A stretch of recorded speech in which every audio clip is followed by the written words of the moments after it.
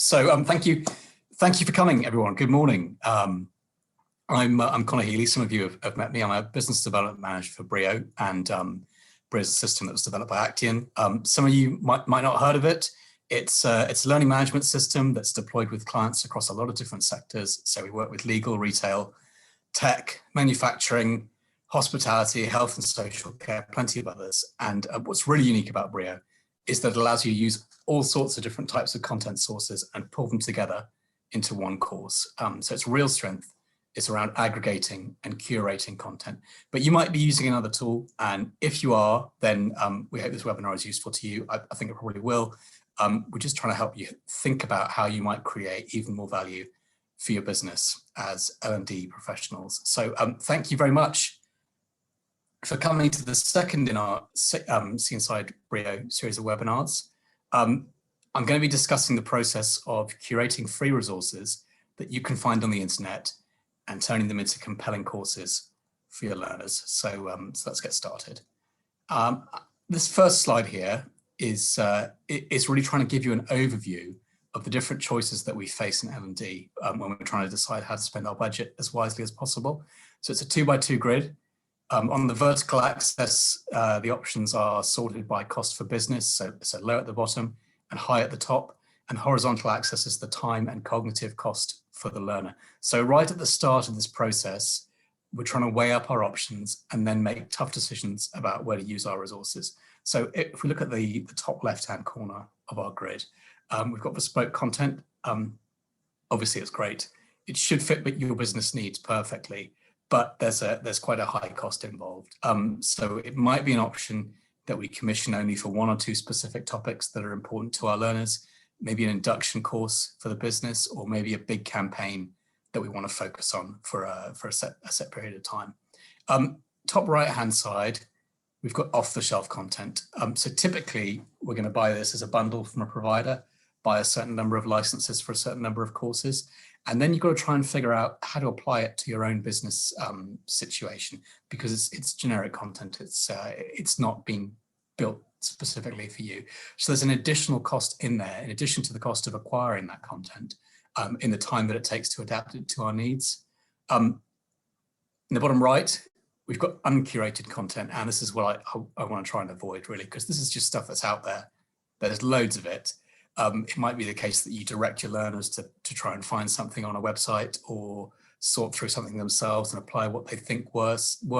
So while the cost to the business in just putting a link somewhere and directing people to that kind of content, it seems very low, actually, because we're shifting the burden onto our learners in terms of the amount of time that they're having to spend figuring that out, the cost to the business ends up being high as well. So actually, I'm going to move that into the top right-hand box on this 2x2.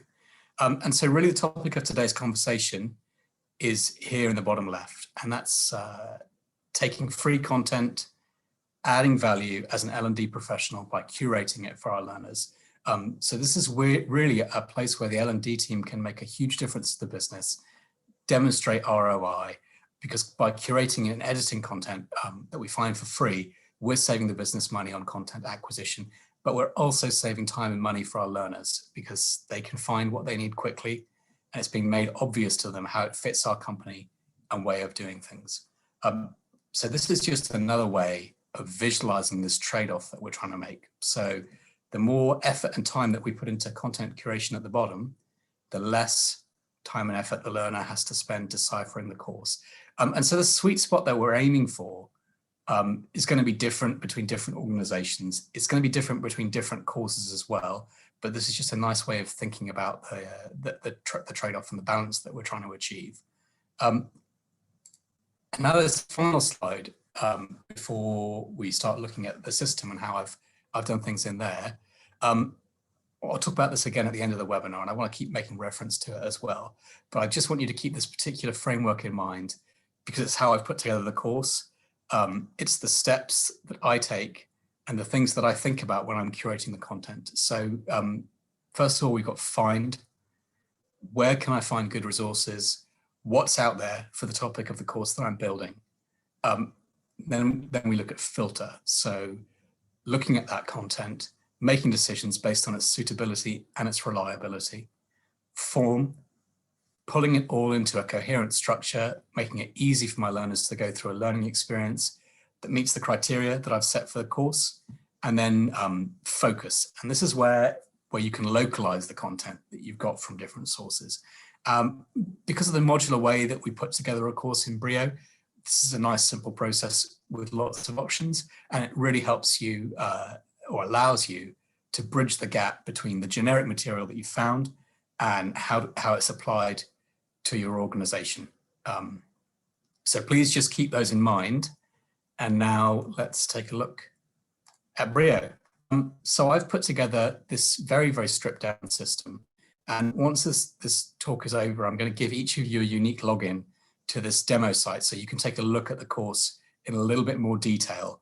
I've put this together to just demonstrate exactly how you can create these highly curated courses for your learners using free stuff that you found on the internet. So like all LMSs, the learner logs into the dashboard, and here I'm presented with various messages about the company and also some courses that have been assigned to me. With Breeio, this process happens automatically, and I'm going to show you now my process for assembling all the modules that I found on the web. So we'll find some resources, we'll put them into a curriculum, and then we'll deliver it to our workforce using Breeio with all the advantages that gives you in being able to demonstrate the value that L&D brings to the wider business. So I've built a few courses here, but the one that I'm going to concentrate on first is anti-bribery. So here it is, and I'll talk you through each of the elements and what they are. But first, I'm just going to spruce up this page a little bit by adding a picture that I found. So I'm just going to put an information panel in there. Resize it. Give it a heading.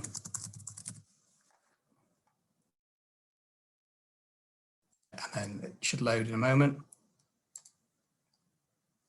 Much better. So in terms of these elements on the page, on the right-hand side, I've got my information panel with the image to make things look a bit prettier. I've got some resources. So these are just files that the system calls resources, and they're used to support the modules. And I'll talk a little bit more about those later on. I've got a discussion forum as well where I can see exactly what I want to see, which is some engaged learners talking about the course and the content. And on the left-hand side, I've got what the system calls modules. So each of these blue panels is a discrete learning event, and taken together, they make up what we would call a course. So in this case, anti-bribery is the course, and each of these individual events is a module. So I think it's important to remember as well that I've chosen this content with my own audience in mind. So the audience that you're thinking of is different, they'll have different needs, but it's the process really and the framework that we can apply to our unique situations. And actually, before I dive into this, are any of you already curating content for your audiences, and what topics? If you let me know in the chat, that would be great. We can share it with the group.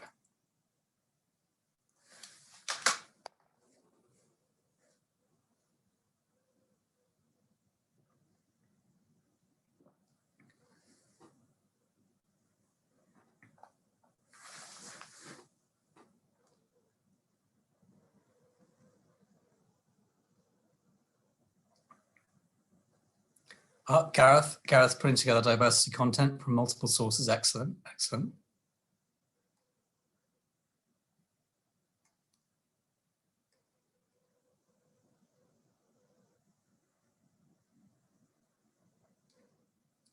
And Ian's doing all kinds of stuff, all kinds of content from all sorts of different sources.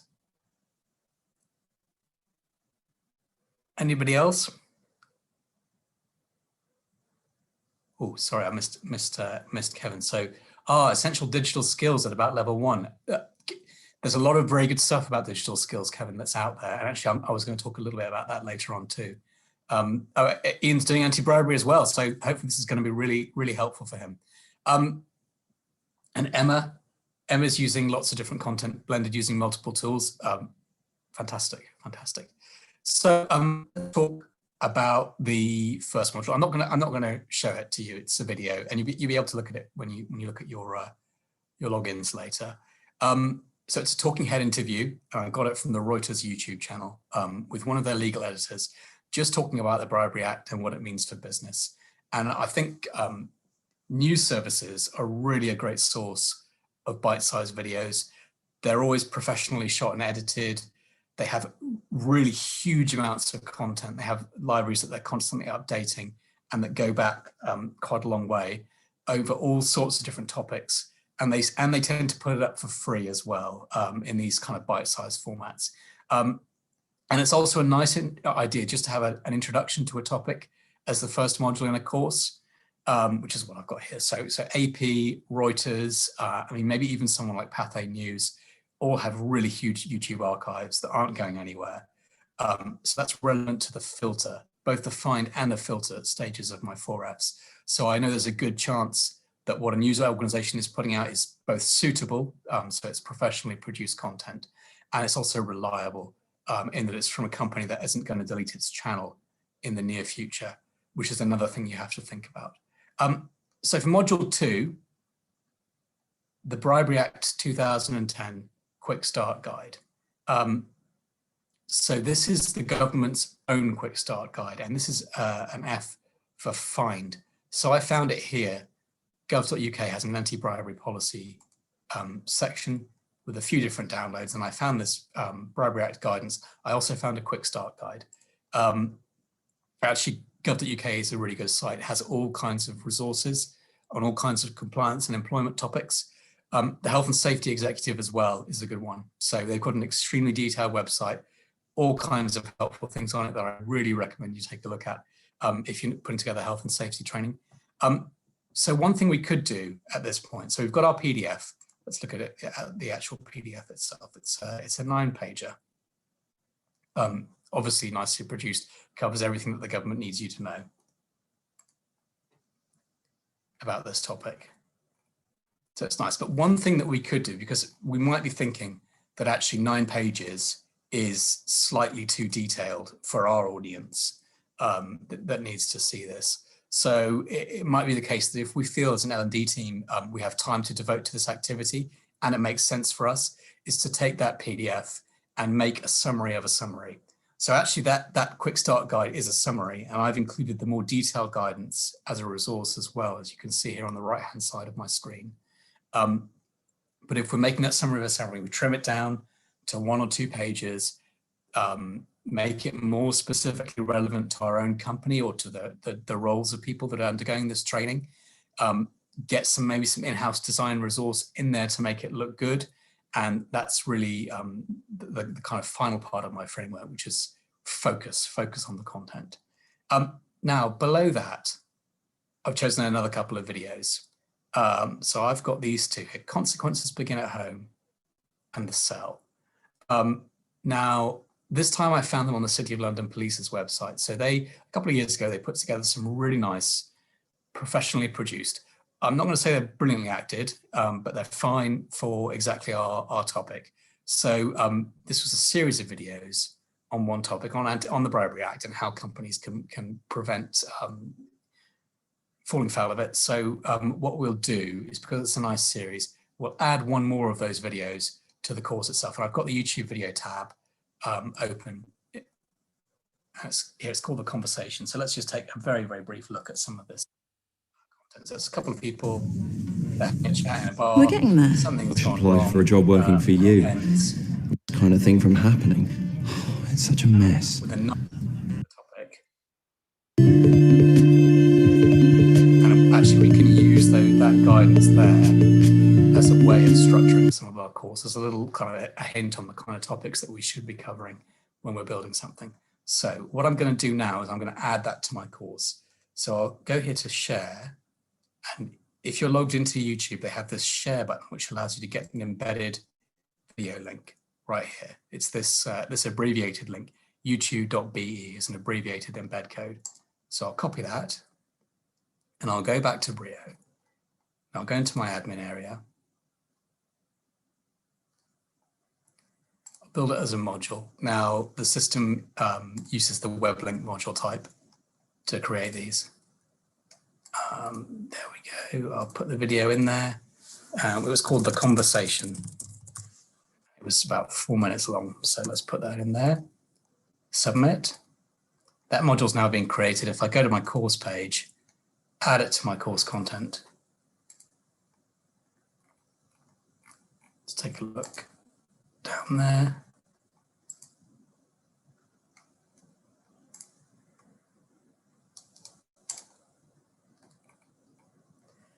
I want this to be a compulsory video that they all take, and I also want it to be grouped with the other videos from the series. So I'm just going to move it up in the order one place. Update. Apply it only to the incomplete assignments.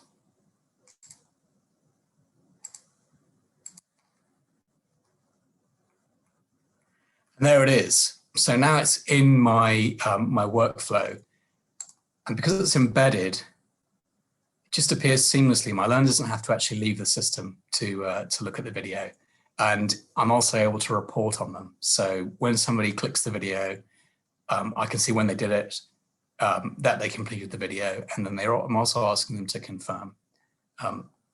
That's right. It was very straightforward to add, Kevin. Thank you very much. It doesn't auto-generate the estimated time, Gareth, but that's because the estimated time is actually used to calculate CPD minutes within the system. So that's why we've left it open, because you might want to change the estimated time to kind of round things up for your learners or round them down.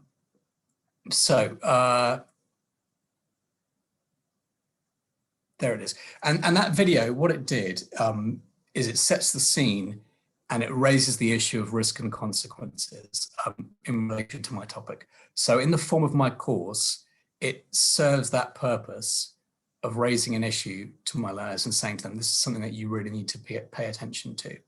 And now let's take a look at this final module here that I've got. So I've got at the bottom, your company's Breio React policy. Nice generic title. And something that I always try to emphasize to new clients who are getting started with an LMS, or it also works for people who are switching to a new system, is that we don't need to reinvent the wheel. We already have resources that we're using for training. We've got policy documents.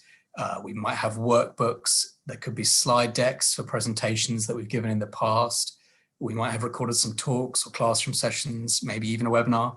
And it's a great idea to conduct an audit of the resources that we already have and work out what to keep and where it can go. And so here at the bottom, I have just my company's Breio React policy on a file as a file download for my learners. So it's something that already existed. We used to give it to new starters on induction. I've just found a way to organize it in Breio, track who's read it, and collect a signature so they can confirm that they've read it and they've understood it. So does anyone think that they might have unused internal resources that they could repurpose into training content? If you just let us know in the chat, that would be great. So many unused resources, Kevin, that's what I like to hear. That's what I normally hear from clients as well. Maybe as well, this might have brought up some ideas for you for how you might apply something of what I've done internally. And if you could share that with us in the chat, that would be great.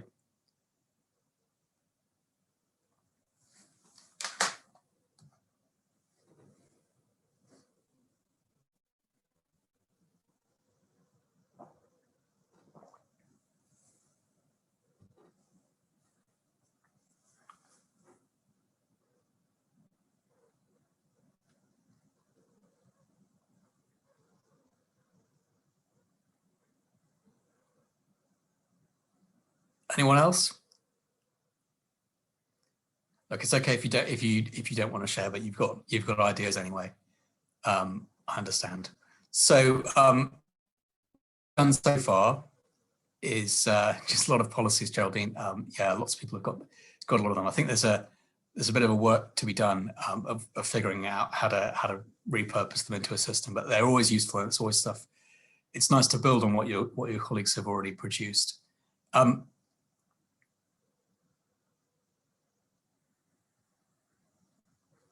Oh, excellent, Kevin. Kevin, yes. So that's good that you got items and that you're grouping them to make courses. And as a new idea, that's good to hear.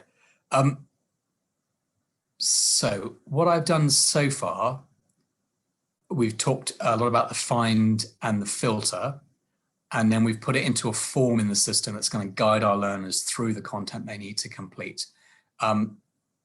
So let's talk a little bit more about one aspect of focus and how we can do that really easily in Breeio. So what I want to do is author an assessment, and Breeio makes that very easy for us to do. So we're going to author an assessment, attach it to this course, and then get detailed reporting. So what we'll do is build an assessment, look at different questions, and then add it to our anti-bribery course. It should only take a couple of minutes. So if I go back into the admin area, it's a module type that I'm building as well.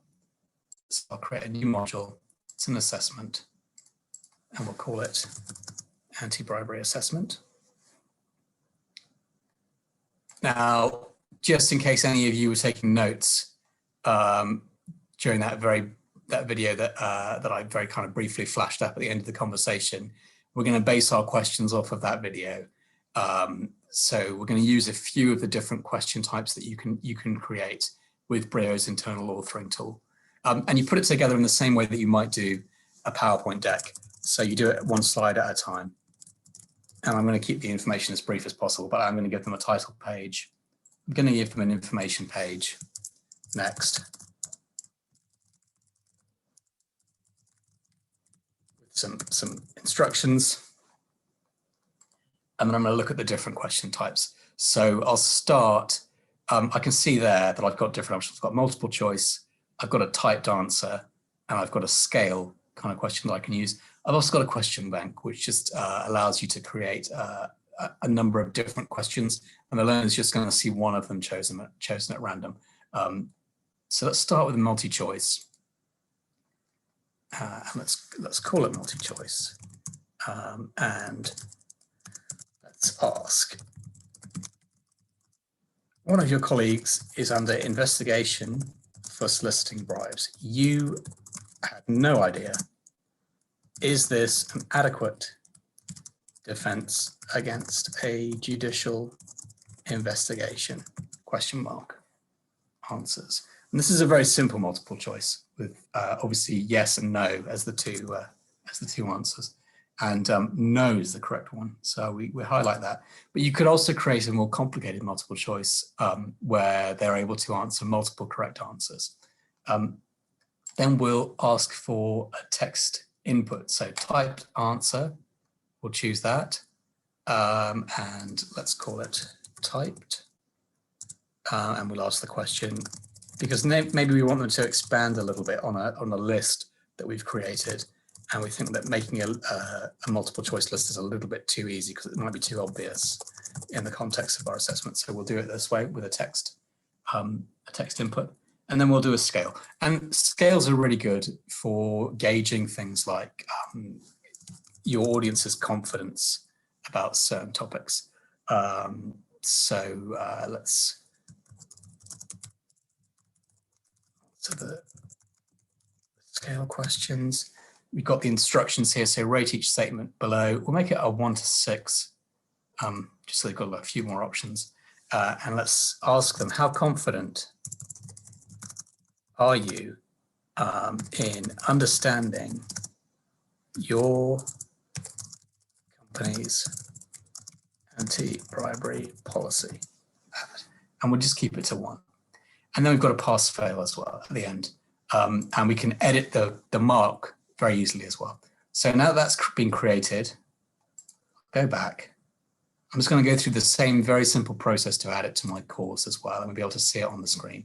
So anti-bribery, looking course content panel, and this one I want to have at the end. So let's put it there. Let's make it marked, and let's ask for 100%. Just because it's quite an easy assessment with not very many questions.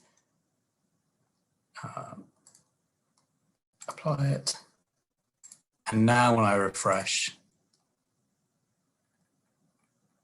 I've got it at the end. So you can see just how quick and easy that was to author that particular assessment and add it to a course. And that's how you can create a lot of the kind of separation. No, good that I got that answer right. And I'm very confident.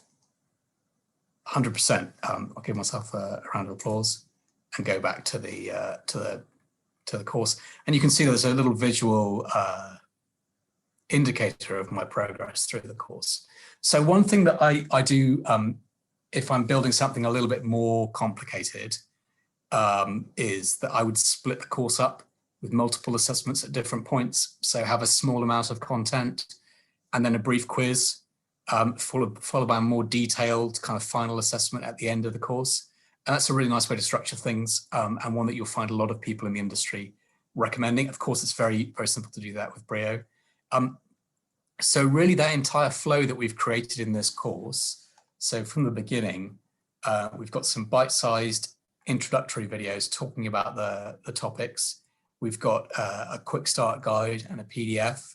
I've then got these kind of more in-depth videos introducing different elements of the topic with a series from the City of London Police, followed by the company policy and an assessment on all of it at the end. That's a basic course, but it was very quick to put together. And we can track and report on it to demonstrate compliance. And most importantly, all it cost me was the time it took to put together. So Gareth, when making an assessment, can you restrict access until the learning components? I mean, you absolutely can. So you can lock the order of the modules in a course and you can restrict certain ones and unrestrict other ones. So there's a few different ways that you can play around with the order. You can also make a specific cadence of the way that things are unlocked. So you can put a time delay between completing one module and moving on to another. So it might be the case that you have a workshop and then as one event, and then you want people to give some kind of reflection on how they've put what they discussed in the workshop into practice, and you can unlock that a couple of weeks later.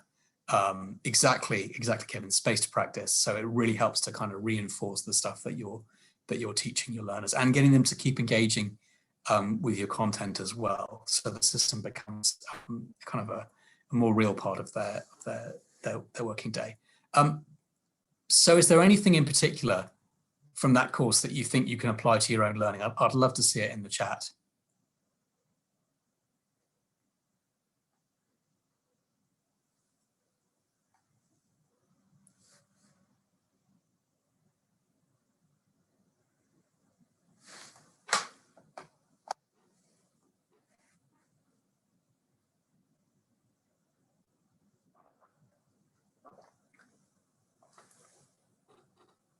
Yes, Ian, we can talk a little bit more about the question bank. So the question bank replaces one of the slides in the assessment tool with a randomized number of with one randomized question selected from your bank. So it might be the case that you have 4 questions that you've written, but you only want somebody to see one of them at a time.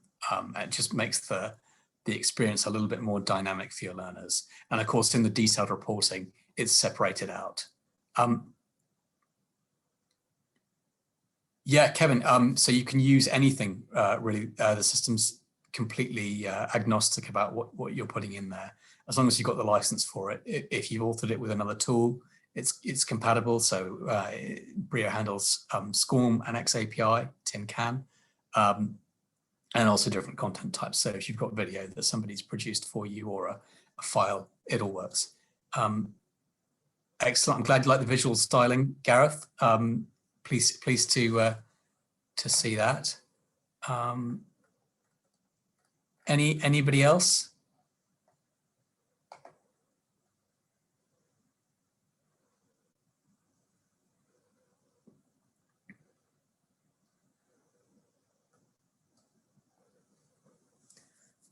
So really, actually, Gareth raises an interesting point, and that's that we've really designed our UI, the user interface, to be as simple to understand as possible.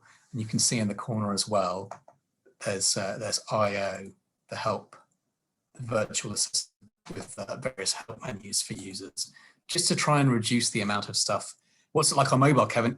It's dynamic, so you see all the same elements are there, but it's just resized for mobile and changed slightly around. So you see the panels in a column, like you would in a kind of a slicker mobile interface. If you're looking at it on tablet as well, it'll automatically readjust itself depending on which aspect you're looking at it in, landscape or portrait. So it's a nice multi-device friendly system.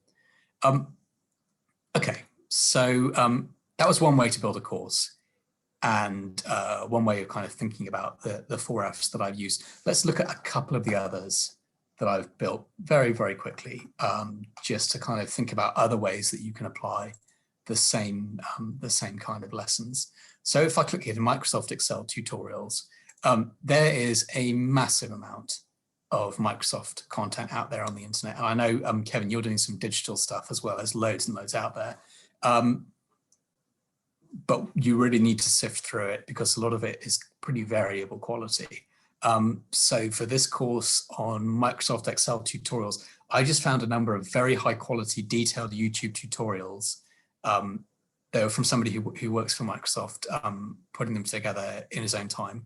And they were very detailed, explaining various elements of how to use Microsoft Excel. Now, because this isn't necessarily a structured course that I want people to go through, I've left this course completely open.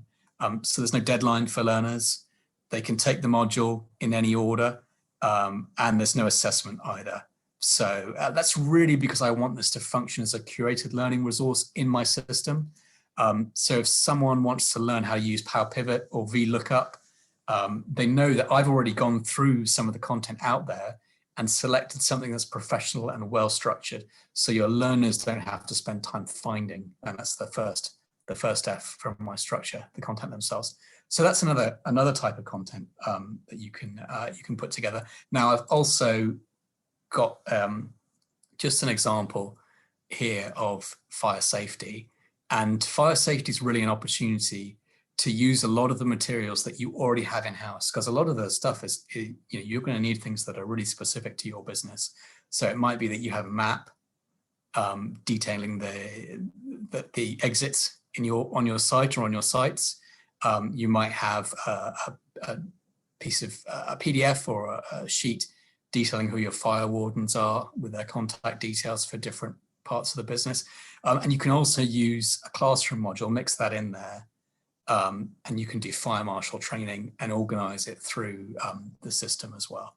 So just like anti-bribery, it's a topic with a lot of well-produced free content out there that we can take and fit.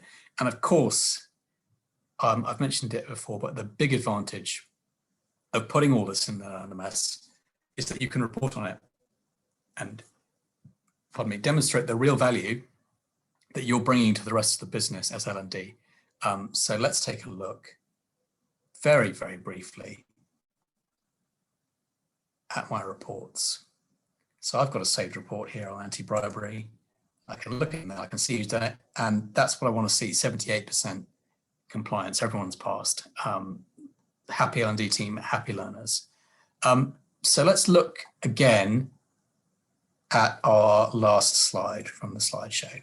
So let's just to recap for you guys. So the first thing that we did was we found our resources, and for the anti-bribery course, I got them from Thomson Reuters, I got them from the City of London Police, gov.uk, and an internal policy doc that I had floating around. You're going to have your own sources that are good for you. And I should say at this point that actually some of you are probably thinking to yourselves that your company has YouTube blocked on the internet. And that might be the case if few organizations do that, but there are other places you can go for video content, and Breeio isn't limited to linking to YouTube videos. So Gareth, yeah, absolutely. Staff count of 12,000, we can absolutely break those down at that scale. And you can look at your workforce in as much granular detail as you like, and you can break them up into as many audiences as you want for reporting on. So yeah, YouTube might be blocked. You can go to other sources. Breeio is not limited to just YouTube. You can embed from other video sources. You can also, I think it's probably quite a good use case to say to your IT team to unblock parts of YouTube, or maybe specific videos that you found that can be whitelisted through the system, because there's lots of really, really good learning content out there. It's maybe not just people messing around on the company internet. So once we've found those, we move on to filtering. So that's checking that the module's suitable, that it matches the needs of our courses and our learners, and then we organize it into a form. So the form was that modular structure that we looked at in the course page. So the introduction video, quick start guide, expansion videos, and then we really went into our focus. So that was the internal policy document that we were using to localize the course, and the assessment that we built specifically with our learners in mind. So this is us thinking about how the curation process works and how we as L&D people add value. So I hope you find this useful, and I hope we'll all be able to take something back to our workplaces and put it to use. I know that budgets are really a perennial issue, and ways to use those budgets more intelligently are always relevant. And I think curating our learning content is really a really great way to save money. So if you want to see more of Breeio, if you want to see the admin area or talk about another aspect of how to use the system to serve your needs, please get in touch. It's a flexible system with a lot to it, and we've only really looked at a small element of how you can use it to get the best results. And so this afternoon, I'm going to send you all a personalized login to this demo system, so you can see what the courses that we've built look like from a learner's perspective. And we're also we've been recording this this presentation. We'll put it up on a private YouTube link and share that with you in the next couple of days, in case anyone missed parts of the talk as well and wants to see more of it. So really, thank you very much for coming. It's great to see so many of you, familiar faces and new faces, and that so many have stayed till the end. And I really hope this was useful to you. Have a good day.